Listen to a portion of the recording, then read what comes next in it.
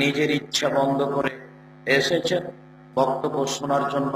অতএব সময়কে মূল্যায়ন করুন, অযথা বোকামির পরিচয় দিয়ে যেখানে সেখানে ঘোরাফেরা করেন না, সামনে এসে আলোচনা শোনার চেষ্টা করুন। মহান আল্লাহ বলেন, কুল হাল ইয়াস্তাবিল আ'মা ওয়াল বাসীর আফালা তাতাফাক্কারুন। হে নবী, আপনি বলুন, যারা অন্ধ, যে ব্যক্তি অন্ধ চোখে দেখে না আর যার চক্ষু আছে চোখে দেখে, তারা কি সমান? তোমরা কেন চিন্তা ভাবনা করো না? কেন তোমরা বিবেচনা দিয়ে বিষয়টি ভাবনা মূল্যায়ন করো না? যার চক্ষু আছে সে হলো শিক্ষিত মানুষ, আর যার চক্ষু নেই সে হলো অন্ধ অশিক্ষিত মানুষ। আল্লাহ তাআলা এইভাবেই বলেছেন, আর জিজ্ঞাসা চিহ্ন দিয়ে বলেছেন যে চক্ষুওয়ালা ব্যক্তি আর যার চক্ষু নেই এরা কি সমান হতে পারে? উত্তরে মানুষে বলবে না, সমান হতে পারে না। অর্থাৎ যারা শিক্ষিত মানুষ আর যারা শিক্ষিত মানুষ নয় তারা কি সমান? তারা সমান নয়। এই কথাই আল্লাহ তাআলা অন্যত্রে বলেন, কুল হাল ইয়াস্তাবিল্লাযীনা ইয়া'লামুনা ওয়াল্লাযীনা লা ইয়া'লামুন ইন্নামা ইয়াতাযাক্কারু উলুল আলবাব। হে নবী, আপনি বলুন, যারা পড়াশোনা জানে আর যারা পড়াশোনা জানে না তারা কি সমান? তারা কখনো সমান নয়। নিশ্চয় উপদেশ গ্রহণ করে শিক্ষিত মানুষ, নিশ্চয় উপদেশ গ্রহণ করে বুদ্ধিমান মানুষ, নিশ্চয় উপদেশ গ্রহণ করে যার জ্ঞান গরিমা বিবেক বিবেচনা আছে, তারাই উপদেশ গ্রহণ করে। মহান আল্লাহ বলেন, মা ইয়াস্তাবিল আ'মা ওয়াল বাসীর ওয়ালা যুলমাতু ওয়ালান নূর ওয়ালা যিল্লু ওয়ালাল হারুর ওয়া মা ইয়াস্তাবিল আহইয়া ওয়াল আমওয়াত। অন্ধ ব্যক্তি আর চক্ষুওয়ালা ব্যক্তি সমান হতে পারে না। আলো এবং অন্ধকার সমান হতে পারে না। ছায়া এবং রৌদ্র সমান হতে পারে না। মরা দেহ এবং জীবিত দেহ সমান হতে পারে না। অত্র আয়াতে আল্লাহ তাআলা শিক্ষিত মানুষ আর অশিক্ষিত মানুষকে চারটি পদ্ধতিতে পেশ করেছেন। আল্লাহ তাআলা বলেন, চক্ষুওয়ালা মানুষ শিক্ষিত মানুষ, আর মূর্খ মানুষ হচ্ছে অন্ধ মানুষ। অতএব অন্ধ মানুষ আর চক্ষুওয়ালা মানুষ যেমন এক নয়, শিক্ষিত মানুষ আর অশিক্ষিত মানুষ তেমন এক নয়। রৌদ্র এবং ছায়া যেমন এক নয়, রৌদ্র হচ্ছে অশিক্ষিত মানুষ আর ছায়া হচ্ছে শিক্ষিত মানুষ। রৌদ্র আর ছায়া যেমন এক নয়, শিক্ষিত এবং অশিক্ষিত মানুষ তেমন এক নয়। আলো এবং অন্ধকার যেমন এক নয়, শিক্ষিত আর অশিক্ষিত মানুষ তেমন এক নয়। আলো হচ্ছে শিক্ষিত মানুষ আর অন্ধকার হচ্ছে অশিক্ষিত মানুষ। আর জীবিত দেহ এবং মরা দেহ এক নয়। যারা শিক্ষিত মানুষ তারা হচ্ছে জীবিত দেহ, আর যারা অশিক্ষিত মানুষ তারা হচ্ছে মৃতদেহ। কি দিয়ে বুঝায় আপনাকে আমি এই কথাটি? আল্লাহ তাআলা নিচে কোরআন মাজিদে অশিক্ষিত মানুষকে মরা দেহ বলে উল্লেখ করেছে। তাহলে আপনি বিবেচনা করে দেখতে পারেন, শিক্ষিত মানুষ আর অশিক্ষিত মানুষের মধ্যে কত পার্থক্য রয়েছে, কোনো সমতাই নেই। আকাশ জমিন যদি পার্থক্য বলা হয় তবুও ভুল হবে, কেননা মরা দেহ কখনোই কোনো কাজ করতে পারে না, নড়াচড়া করার মতো ক্ষমতা তার ভিতরে নেই। আল্লাহ তাআলা এই অশিক্ষিত মানুষকে মরা দেহ বলে উল্লেখ করেছেন, আর শিক্ষিত মানুষকে জীবিত দেহ বলে উল্লেখ করেছেন। জীবিত দেহ যেমন চলাচল করতে পারে, কথা বলতে পারে, শিক্ষিত মানুষ তেমন ভালো মন্দ বুঝতে পারে, ভালো মন্দ বলতে পারে, ভালো মন্দ পথ মানুষকে দেখাতে পারে। তাই তো আল্লাহ তাআলা বলেন, অতিল কালাম ফাল নাজরিবুহা লিন্নাস লা ইয়াকিলুহা ইল্লাল আলিমুন। অসংখ্য দৃষ্টান্ত আমি পৃথিবীতে রেখেছি, এইগুলো কে দেখবে, এইগুলো কে বুঝবে? একমাত্র শিক্ষিত মানুষই এইগুলো বুঝতে পারে, এইগুলি মূল্যায়ন করতে পারে। ডিম যদি মুরগি 18 দিন নিয়ে বসে থাকে তাহলে বাচ্চা বের হয়ে আসে। দুধ গাছ যদি গরুতে খাই তাহলে গোবর হয়। দুধ গাছ যদি পলু পোকা খাই তাহলে রেশমি সুতা হয়। দুধ গাছ যদি হরিণ খাই তাহলে কুস্তুরি আতর হয়। একটা গাছ বিভিন্ন প্রাণী খেলে বিভিন্ন কিছু হয়। এটা কে করতে পারে? এই দৃষ্টান্ত কে বুঝবে? কে বুঝবে চন্দ্র কি করে আসে যায়? কে বুঝবে সূর্য কি করে আসে যায়? কে বুঝবে দিন রাত কি করে আসে যায়? যারা জ্ঞানী মানুষ, যারা শিক্ষিত মানুষ, তারাই বুঝতে পারবে কিভাবে চন্দ্র আসে যায়, কিভাবে সূর্য আসে যায়, কিভাবে দিন আসে যায়। এই কারণেই আল্লাহ তাআলা বলছেন, ইন্নামা ইয়াখশাল্লাহ মিন ইবাদিহিল উলামা। একমাত্র যারা জ্ঞানী গুণী মানুষ, যারা শিক্ষিত মানুষ, তারাই আল্লাহকে ভয় করে, যেহেতু তারা আল্লাহকে চিনতে পারে, যেহেতু তারা আল্লাহকে জানতে পারে। তার জ্ঞান দিয়ে, তার বুদ্ধি দিয়ে, তার বিবেক দিয়ে, তার বিবেচনা দিয়ে সে চিনতে পারে, তাই আল্লাহকে ভয় করে। আল্লাহর নবী বলেন, আল্লাহর কসম, আল্লাহর নবী বলেন, আল্লাহর কসম, আল্লাহর নবী বলেন, আল্লাহর কসম, লাউ তাআলামুনা মা আলামু, তোমরা যদি জানতে আমি যেমন জানি, তোমরা যদি বুঝতে আমি যেমন বুঝি, তোমরা যদি জানতে আমি যেমন জানি, তোমরা যদি বুঝতে আমি যেমন বুঝি, তাহলে তোমরা বেশি বেশি কাঁদতে, কম কম হাসতে। তার জ্ঞান বেশি, তার বুদ্ধি বিবেচনা বেশি ছিল। তিনি জ্ঞান দিয়ে আল্লাহকে চিনতেন, বুঝতেন। আমাদের জ্ঞান কম, আমরা আল্লাহকে চিনতে বুঝতে পারি না, যার কারণে আল্লাহর ভয়ে কান্নাকাটি করতেও পারি না। জ্ঞানের অত্যন্ত প্রয়োজন। জ্ঞান মানুষের অর্জন করা একান্ত জরুরি। হুযায়ফা ইবনে ইয়ামান রাদিয়াল্লাহু তাআলা আনহু বলেন, রাসূল সাল্লাল্লাহু আলাইহি সাল্লাম বলেছেন, ফাজলুল ইলমি খায়রুম মিন ফাদলিল ইবাদা। যারা জ্ঞানী তাদের মর্যাদা, যারা শিক্ষিত মানুষ তাদের মর্যাদা ইবাদতকারীর চেয়ে শতগুণ উপরে, লক্ষ গুণ উপরে, কোটি গুণ উপরে। যারা আবেদ, যারা পরহেজগার, যারা আবেদ, যারা দরবেশ, যারা পরহেজগার, তাদের চেয়ে জ্ঞানী গুণী মানুষের, শিক্ষিত মানুষের মর্যাদা হাজারো লক্ষ কোটি গুণ উপরে। একথা রাসূল সাল্লাল্লাহু আলাইহি সাল্লাম বলেন।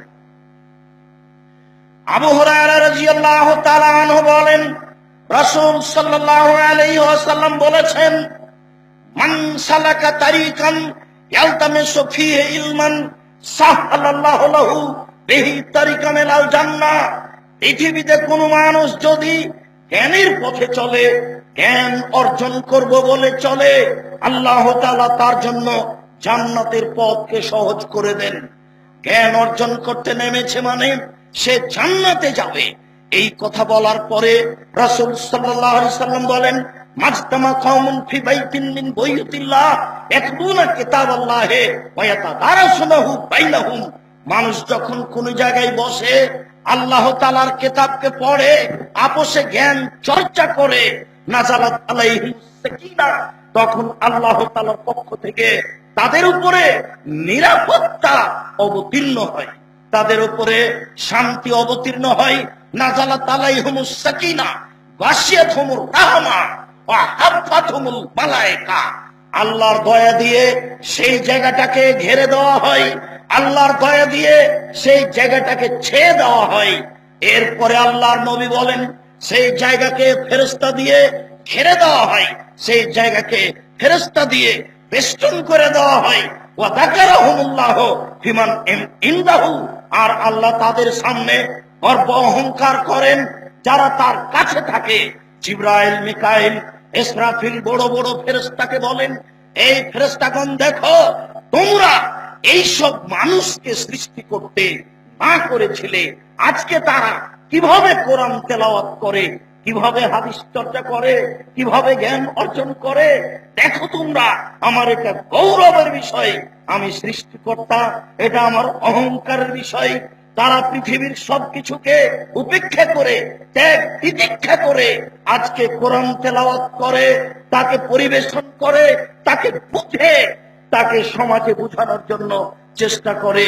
অতএব তাদের উপরে নিরাপত্তা অবতীর্ণ হয়, অতএব তাদেরকে দয়া দিয়ে ঘিরে দেওয়া হয়, অতএব তাদেরকে ফেরেশতা ঘিরে থাকেন। রাসূল সাল্লাল্লাহু আলাইহি সাল্লাম এভাবে বলেছেন। মুসলিম।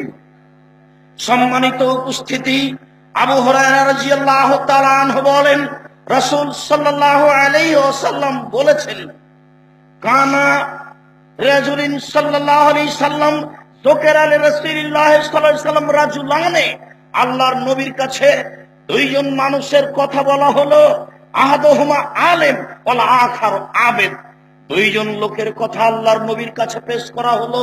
তার একজন হচ্ছেন আলেম আর একজন হচ্ছেন আবেদ, দরবেশ, ইবাদত বান্দিগি করে। এই পর্যন্ত পেশ করতেই আল্লাহর নবী বললেন, ফাজলুল আলেম আলাল আবেদ কা ফাজলি আদনাকুম আলা আদনাকুম। শুনে রেখো তোমরা, যারা জ্ঞানী গুণী মানুষ, যারা জ্ঞান চর্চা করে, তাদের মর্যাদা, তাদের সম্মান, যারা ইবাদত করে, যারা দরবেশি করে, যারা তাসবিহ তাহলিল করে, যারা জিকির আজকার করে, তাদের উপরে এত বেশি আমার যেমন মর্যাদা তোমাদের সাধারণের উপরে। যারা মুচির কাজ করে, যারা মেথরের কাজ করে, যারা রিক্সা চালায়, যারা মানুষের বাড়িতে কাজ করে, যারা সমাজের সাধারণ মানুষ, তাদের উপরে আমার মর্যাদা যেমন, আমি মুহাম্মদ সাল্লাল্লাহু আলাইহি সাল্লাম সাধারণ মানুষের উপরে আমার মর্যাদা যেমন, আমার সম্মান যেমন, ঠিক আলেমের মর্যাদা, জ্ঞানী মানুষের মর্যাদা তেমন সাধারণ মানুষের উপরে। কি দিয়ে বুঝায় আপনাকে আমি জ্ঞান চর্চা করা কি জিনিস, জ্ঞানী মানুষ কারা, জ্ঞান কত মর্যাদাপূর্ণ জিনিস। এরপরে রাসূল সাল্লাল্লাহু আলাইহি সাল্লাম বলেন, শুনে রেখো, ইন্নাল্লাহা ওয়া মালায়েকাতাহু ওয়া আহলাস সামাওয়াতি ওয়াল আরদ ওয়াল হিতান ফি জাওফিল মায়ে ওয়ান নামলা ফি জুহরিহা লা ইসাল্লুনা আলা মুআল্লিমিন নাস খায়রা। সম্মানিত দিনী ভাই, রাসূল সাল্লাল্লাহু আলাইহি সাল্লাম বলেন, নিশ্চয় আল্লাহ, নিশ্চয় ফেরেশতা, নিশ্চয় আকাশ, নিশ্চয় জমিন, নিশ্চয় আকাশ জমিনের মধ্যে যা কিছু আছে, পদার্থ, জড় পদার্থ, সবকিছু, এমনকি পানির পেটে মাছ, এমনকি গর্তের মধ্যে পিপিলিকা, সবাই আল্লাহকে বলে, আল্লাহ, এই লোকটা কল্যাণের কথা বলে, এই লোকটা জ্ঞান চর্চা করে, তুমি তার প্রতি দয়া করো, তাকে ক্ষমা করে দাও। আকাশ বলে, এই আলেমকে ক্ষমা করে দাও। জমিন বলে, আলেমকে ক্ষমা করে দাও। পানির পেটে মাছ বলে, একে ক্ষমা করে দাও। গর্তের মধ্যে পিপিলিকা বলে, একে ক্ষমা করে দাও। যত কিছু দেখছেন, এই সামিয়ানা দেখছেন, এই চট দেখছেন, এই মাইক দেখছেন, এই মোবাইল দেখছেন, এই ব্যাগ দেখছেন, এই কাপড় চোপড়, সারা পৃথিবীর সব কিছু, জীবজন্তু, কীট পতঙ্গ, পদার্থ, জড় পদার্থ, সবকিছুই আল্লাহর দরবারে বলে, আল্লাহ, এই লোকটাকে তুমি ক্ষমা করে দাও। এ হলো আলেম, এই জ্ঞান চর্চা করে। আপনাকে আমি কি দিয়ে বুঝাই তার মর্যাদা কত বেশি? আপনাকে আমি কি দিয়ে বুঝাই বিদ্যা কি জিনিস? আপনাকে আমি কি দিয়ে বুঝাই বিদ্যা অর্জনের ব্যবস্থা করা কত জরুরি, সমাজে কত প্রয়োজন। যেই সমাজে সমাজের লোক অধপতনে চলে গেছে, যেই সময়ে হারামকে বলছে হালাল, যেই সময়ে জেনাকে বলছে বৈধ, যে সময়ে সুদকে বলছে বৈধ, যে সময়ে বদনাম গীবত পরনিন্দাকে বলছে বৈধ, সেই সমাজে জ্ঞান অর্জন করা, জ্ঞান অর্জনের ব্যবস্থা করা কত উত্তম। আপনাকে আমি কি দিয়ে বুঝাই? কাসির ইবনে কায়েস রাদিয়াল্লাহু তাআলা আনহু বলেন, কুনতু জালিসান মা আবি দারদায়ে ফি মসজিদে দামাস্কিন। আমি কাসির ইবনে কায়েস সিরিয়ার দামাস্কের মসজিদে আবু দারদার পাশে বসেছিলাম। ফাজাহু রাজুলুন, হঠাৎ একটা লোক তার নিকটে এসে উপস্থিত হলো, এসে বলল, ইন্নী জিতুকা মিন মদিনাতির রাসূল বালাগানি আন্নাকা তুহাদ্দিসুহু আন রাসূলিল্লাহ সাল্লাল্লাহু আলাইহি সাল্লাম। হে আবু দারদা, আমি রাসূলের মদিনা থেকে আপনার কাছে এসেছি একটা হাদিস শিক্ষার জন্য। ওমা জিতুলে হাজাতিন, আমি অন্য কোনো প্রয়োজনে আসিনি, আমি সিরিয়া ব্যবসার জন্য আসিনি, যাতায়াত পথ হচ্ছে 3 মাস, 1.5 মাস যেতে লাগে, 1.5 মাস আসতে লাগে। এই লম্বা পথ আমি মদিনা থেকে আপনার কাছে এসেছি একটা হাদিসের জন্য। আমি শুনেছি সে হাদিস আপনি বর্ণনা করেন। আপনি মনে রাখবেন আবু দারদা, আমি অন্য কোনো কাজে আসিনি, আমি ব্যবসার জন্য আসিনি, আমি কোনো কিছু নেওয়ার জন্য আসিনি, আমি বিবাহ শাদী উপলক্ষে আসিনি, একটা হাদিসের জন্য এসেছি। এই পর্যন্ত বলতেই আবু দারদা রাদিয়াল্লাহু তাআলা আনহু বলেন, শুনে রাখুন, রাসূল সাল্লাল্লাহু আলাইহি ওয়াসাল্লাম বলেছেন, মান সালাকা তারিকান ইয়াতলুবু ফি ইলমান সাহালাল্লাহু লাহু বিহি তারিকান ইলাল জান্নাহ। প্রথম বাক্য তিনি বললেন, শুনে রাখুন, আল্লাহর নবী বলেছেন, যে ব্যক্তি বিদ্যার জন্য বের হয়ে যায় আল্লাহ তাআলা তার জান্নাতের পথকে সহজ করে দেন। এরপরে তিনি বলেন, মনে রাখবেন আল্লাহর নবী বলেছেন, মাইনাল মালায়েকাতা লা তাজা আজনিহাতাহা রিজাল তালিবিল ইলম। যারা জ্ঞান অর্জন করে ফেরেশতারা তাদের পায়ের নিচে পর বিছিয়ে দেন, ডানা বিছিয়ে দেন। এর বিকল্প কোনো তর্জমা করার প্রয়োজন নেই, অনুবাদ করার প্রয়োজন নেই। এটাই নগদ, এটাই বাস্তব।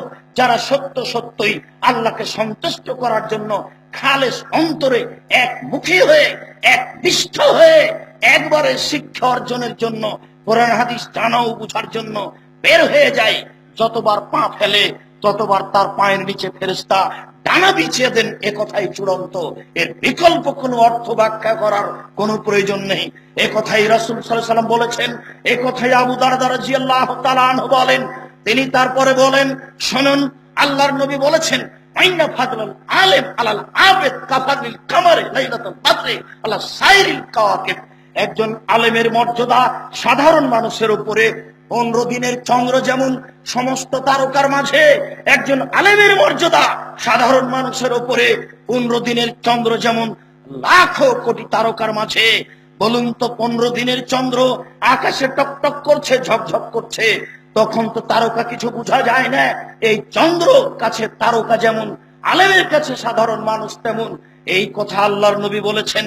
তারপরে তিনি বললেন, শুনুন, আল্লাহর নবী বলেছেন, ইন্নাল আলিম ইস্তাগফির লাহু মান ফিস সামাওয়াতি ওয়া মান ফিল আরদ ওয়াল হিতান ফি জাওফিল মায়ে। নিশ্চয় আলেম এমন এক জিনিস, আলেম এমন মানুষ যাদের জন্য ক্ষমা চায় আকাশ, যাদের জন্য ক্ষমা চায় জমিন, যাদের জন্য ক্ষমা চাই পানির পেটে মাছ, যাদের জন্য ক্ষমা চাই পিপিলিকা গর্তে, যা কিছু পৃথিবীতে আছে সবকিছুই তাদের জন্য ক্ষমা চাই। সম্মানিত উপস্থিতি, সাফর ইবনে আসফাল আল মুরাদি রাদিয়াল্লাহু তাআলা আনহু বলেন, আতাইতুন নবী সাল্লাল্লাহু আলাইহি সাল্লাম ওয়া হুয়া ফিল মসজিদ মুত্তাকিউন আলা বুরদিন আহমারা। আমি সাফর ইবনে আসফাল আল মুরাদি আল্লাহর নবীর নিকটে আসলাম, তখন তিনি মসজিদে বসেছিলেন, তিনি একটা চাদরের উপরে হেলান দিয়ে বসেছিলেন। আমি বললাম, যেহেতু তালিবুল ইলম, আল্লাহর নবী, আমি বিদ্যা অর্জনের জন্য আপনার কাছে এসেছি। বলার সাথে সাথে তিনি বললেন, মারহাবান বিতালিবিল ইলম। যারা বিদ্যার অর্জনের জন্য আসে তাদের জন্য স্বাগতম। যে বিদ্যা অর্জনের জন্য এসেছে তাকে স্বাগতম, তাকে স্বাগতম, তাকে ধন্য। শুনে রেখো, ইন্না তালিবুল ইলম লা তাজাউ আজনিহাতা লা তাউফু বিআজনিহাতিল মালায়েকা। নিশ্চয় ফেরেশতারা তাদেরকে তাদের ডানা দিয়ে, তাদের পর দিয়ে ঘিরে রাখে। যারা জ্ঞান অর্জনের জন্য থাকে, যায়, বের হয়, ফেরেশতারা তাদেরকে ডানা দিয়ে, পর দিয়ে ঘিরে রাখে। সেই কথাটাই আগের বাক্যে রাসূল সাল্লাল্লাহু আলাইহি ওয়াসাল্লাম বলেছেন, তা শুনিয়েছি। তাদেরকে ফেরেশতাগণ ঘিরে থাকেন, তাদেরকে আল্লাহর দয়া ঘিরে থাকে, তাদের প্রতি আল্লাহর নিরাপত্তা অবতীর্ণ হয়। সম্মানিত উপস্থিতি, আবু হুরায়রা রাদিয়াল্লাহু তাআলা আনহু বলেন, রাসূল সাল্লাল্লাহু আলাইহি ওয়াসাল্লাম বলেছেন, আদ-দুনিয়া মালুনাতুন ওয়া মালুনুন মা ফিহা। আজকের আলোচনার এই হাদিসের সংক্ষিপ্ত বিবরণের শেষ হাদিস। রাসূল সাল্লাল্লাহু আলাইহি সাল্লাম বলেন, সারা পৃথিবী অভিশপ্ত, আদ-দুনিয়া মালুনা, সারা পৃথিবী অভিশপ্ত, ও মালুনুন মা ফিহা, এর ভিতরে যা কিছু আছে সবই অভিশপ্ত। এই মাঠ অভিশপ্ত, এই চট অভিশপ্ত, এই মাটি অভিশপ্ত, এই আলা বাল এই অভিশপ্ত। এই পৃথিবীর জীবজন্তু, কীট পতঙ্গ, পদার্থ, জড় পদার্থ, যা কিছু আছে পৃথিবীতে আছে সবকিছু অভিশপ্ত। তবে ইল্লা যিকরাল্লাহে, আল্লাহর জিকির অভিশপ্ত নয়। সুবহানাল্লাহ, আলহামদুলিল্লাহ, আল্লাহু আকবার, লা ইলাহা ইল্লাল্লাহ, এই কাজগুলি অভিশপ্ত নয়। এক। দুই, ওমান ক্বালাহু, আর যে ব্যক্তি এই কাজগুলি করে, যে ব্যক্তি বলে সুবহানাল্লাহ, আলহামদুলিল্লাহ, আল্লাহু আকবার, সেই ব্যক্তিও অভিশপ্ত নয়। তিন, আলেমান, যারা শিক্ষা দান করে, যারা শিক্ষক, যারা জ্ঞান শিখিয়ে দেয়, যারা কোরআন হাদিস চর্চা করে আরেকজনের কাছে পেশ করে, তারা অভিশপ্ত নয়। মুতাল্লিমান, যারা ছাত্র, যারা জ্ঞান চর্চা করে, যারা জ্ঞান নেয়, যারা কোরআন হাদিসের শিক্ষা অর্জন করে, তারা অভিশপ্ত নয়। সম্মানিত উপস্থিতি, আজকের আলোচনার এই হাদিসের এই চারটি কথা মনে রাখলেই যা টাকা পয়সা খরচ করেছেন, কষ্ট ক্লেশ করেছেন, করছেন, করবেন, সব সফল হবে ইনশাআল্লাহ। আপনাকে আমি আবারও বলি, আল্লাহর নবী বলেছেন গোটা পৃথিবী অভিশপ্ত। তিনি বলেছেন এই গোটা পৃথিবীতে যা কিছু আছে সবই অভিশপ্ত।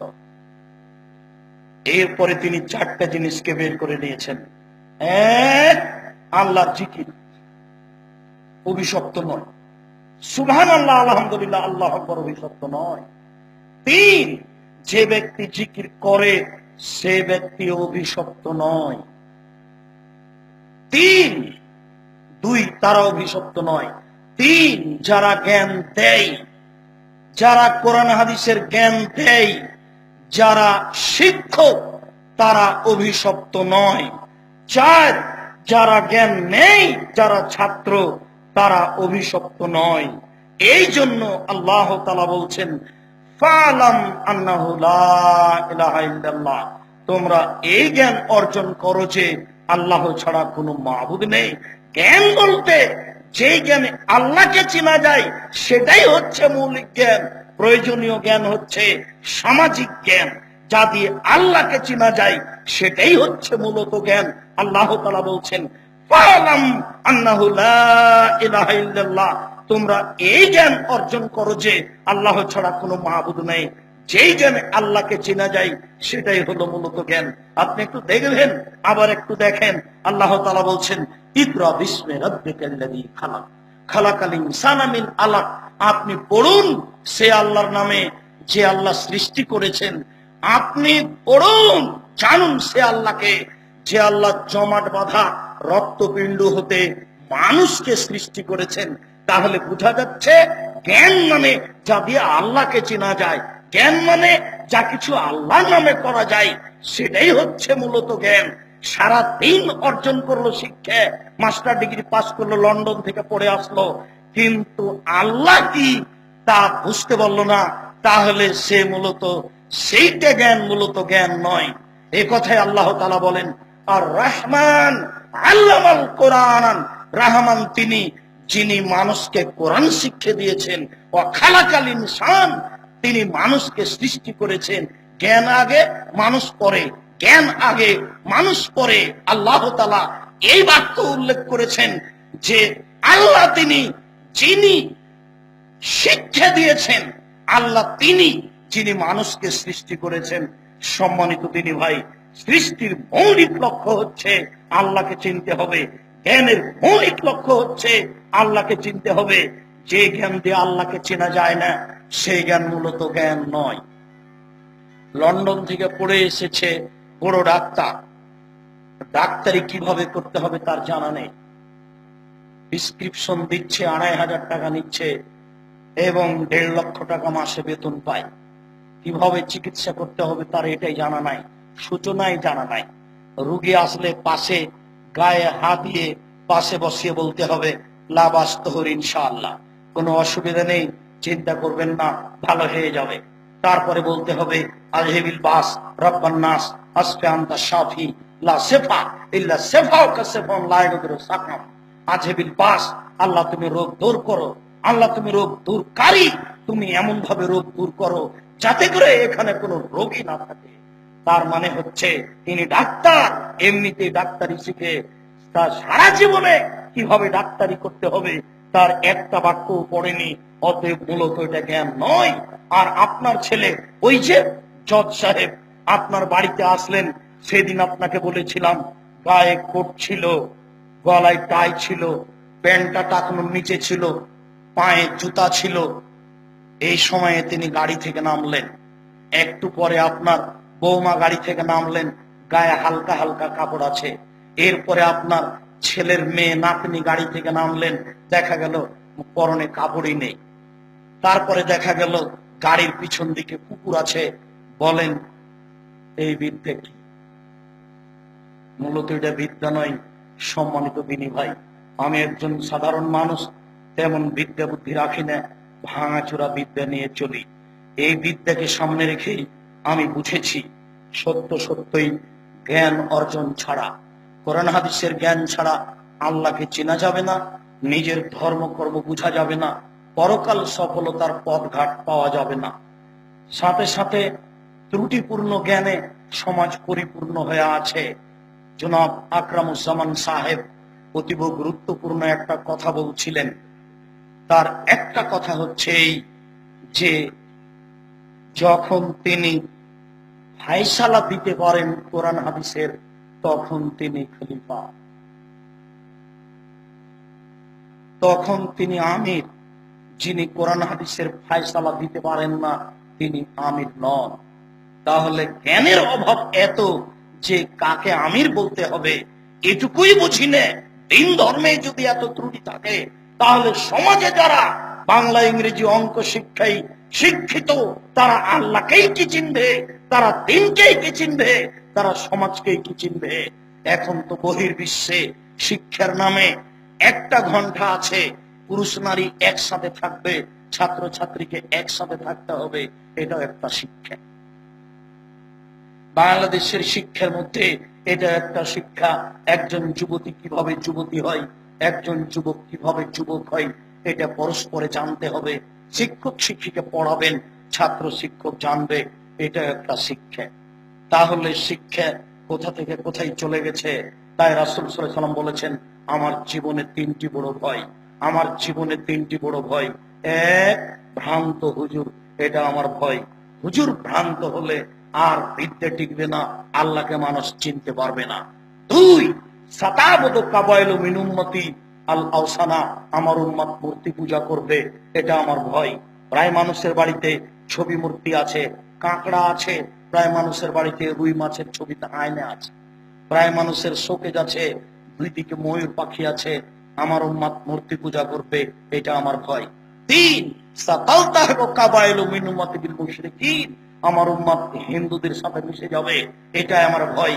মানুষের বিদ্যা মানুষকে হিন্দু নীতি নিয়ম শিক্ষা অর্জন করতে বাধ্য করবে, মানুষের বিদ্যা মানুষকে মূর্তি পূজা করতে বাধ্য করবে। সেই বিদ্যা মূলত বিদ্যা নয়। সম্মানিত দিনী ভাই, এই বিদ্যাকে পরিহার করে আল্লাহকে চিনার বিদ্যা, নবীকে চিনার বিদ্যা, তাদের নিয়ম নীতিকে চিনার বিদ্যা শিক্ষা অর্জন করতে হবে, জানতে হবে। এই লক্ষ্যে মূলত এই জামিয়া সালাফিয়া। সম্মানিত দিনী ভাই, আমার অনেক বড় পরিকল্পনা, আমার অনেক বড় স্বাদ, চিন্তা ভাবনা করে এই কাজে হাত দিয়েছি। আমি আপনাদেরকে আন্তরিকভাবে এই অংশে যেটা বলছি সেটুকু হচ্ছে, সারা পৃথিবীর মানুষ, আপনারা দিনী ভাই বোন যারা যেখানে আছেন, যারা যখন শুনতে পাবেন, তখন একটু আল্লাহকে বলবেন, আল্লাহ আব্দুর রাজ্জাক সাহেব যে পদক্ষেপ নিয়েছেন সেই পদক্ষেপ তুমি কবুল করো। আমার মূলত আন্তরিক দাবি আপনার উপরে এইটা। যদি এইটা হয়ে যায়, তাহলে এই কাজ আর বন্ধ হবে না, এটাকে কেউ কৌশল দিয়ে ঠেকাতে পারবে না। উপরে যদি ঠিক থাকে, কারো কৌশল গ্রহণীয় নয়। আর যদি উপরে নড়চড় হয়, তাহলে পৃথিবীতে কারো কৌশল চলবে না। দুই, এর পরিকল্পনা, এই প্রতিষ্ঠানের দ্বিতীয় পরিকল্পনা হচ্ছে এই, মানুষ দিনের নামে ধর্মের নামে বিভিন্ন দলে বিভক্ত। সাথে সাথে যদি দিনের দাওয়াতের ব্যাপারে আসা যায়, ডাকা যায়, তাহলে এক একজনের এক এক মন্তব্য। তিনি তো এই করেন, তিনি তো এই দলে থাকেন। আশ্চর্য, দিনের ব্যাপারে ডাকলে মানুষের মন্তব্য এইভাবে শোনা যায়। অথচ আল্লাহ তাআলা বলছেন, আল্লাহর নবী বলছেন, লা তাসাউ ফিল মারুফ, তোমরা ভালো কাজে নাফরমানি করো না। দিনী বৈঠককে বন্ধ করা মানুষ প্রয়োজন মনে করছে, দিনী বৈঠকের বিরোধিতা করা মানুষ প্রয়োজন মনে করছে। এই দ্বিধাবিভক্ত সমাজকে, এই পরস্পরে আলেম একজন আরেকজনের বিরুদ্ধে কথা বলবে, এই প্রতিনীতিকে বন্ধ করার লক্ষ্যে সব আলেম ওলামাকে এক ফিল্টে তুলে পরামর্শের ভিত্তিতে ভ্রাতৃত্ব ভাব বজায় রেখে দিন প্রচার করবে। এই লক্ষ্যে হচ্ছে এই প্রতিষ্ঠান, এই ব্যবস্থাপনা। আমি আপনাকে আবারও এখানে বলছি, এতে আমার ব্যক্তিগত কোনো সরিষা সমপরিমাণ স্বার্থ নেই। আমি বলছি, আল্লাহ তুমি এই লক্ষ্য উদ্দেশ্যকে কবুল করো। মানুষের যে কুক্ষিগত পরিকল্পনা আছে, এই পরিকল্পনাকে ভেঙে চুরে নস্যাৎ করে দিয়ে একমাত্র তোমাকে সন্তুষ্ট করার জন্য সবাই যেন একটা ভালো চালনায়, ভালো আলোচনায় একমত হতে পারে, সবাই যেন একটা ভালো কাজে পরামর্শ দিতে পারে, সবার মধ্যে যেন একটা ভ্রাতৃত্ব ভাব, ভালোবাসা থাকে। তুমি এই ব্যবস্থা করে দাও, তুমি আমাদের এই পরিকল্পনা কবুল করো আল্লাহুম্মা। তৃতীয় হিসাব নিকাশ, এই শিক্ষা প্রতিষ্ঠানের মাধ্যমে 1 নম্বর কাজ হবে, পত্রিকা বের হবে বাংলা, ইংরেজি, আরবি ভাষায়। 3টা ভাষায় পত্রিকা বের হবে জাতির দিন ধর্ম জানার জন্য। পত্রিকার নাম হবে আল ইতিসাম, শক্তভাবে আল্লাহর রশিকে আঁকড়ে ধরা। বাংলা ভাষায় বের হয়েছে নভেম্বর থেকে, 2016 সালের নভেম্বর থেকে বের হচ্ছে। এই পত্রিকায় এই নামেই আরবি ভাষায়, ইংরেজি ভাষায় বের হবে। এটা পরিকল্পনা, হিসাব নিকাশ, আল্লাহ তুমি কবুল করো। অত্র প্রতিষ্ঠানে যেসব হাদিসগুলি আছে, যা বাংলা করা হয়েছে, বহু ত্রুটি থাকলে সেটা সংশোধন করতে হবে। যার বাংলা হয়নি সেগুলি বাংলা করতে হবে। আর শুরু থেকে শেষ পর্যন্ত যত হাদিস গ্রন্থ আছে তার ভালো মন্দ তদন্ত করা হবে। সাথে সাথে যত তাফসির গ্রন্থ আছে, সমস্ত তাফসির গ্রন্থকে বাংলা করা হবে। এবং তাফসির করতে গিয়ে যেসব ভালো মন্দ জাওজয়ী হাদিস চলে এসেছে সেগুলিকে সংশোধন করে যেটা সঠিক সেটা জাতির সামনে পেশ করা হবে। এটা হচ্ছে লক্ষ্য। সামাজিকভাবে এই প্রতিষ্ঠানের লক্ষ্য হচ্ছে অসহায় এতিম ছেলেদের থাকা খাওয়ার ব্যবস্থা, তাদের মানগত শিক্ষার ব্যবস্থা। এটা হচ্ছে একটা এই প্রতিষ্ঠানের পরিকল্পনা।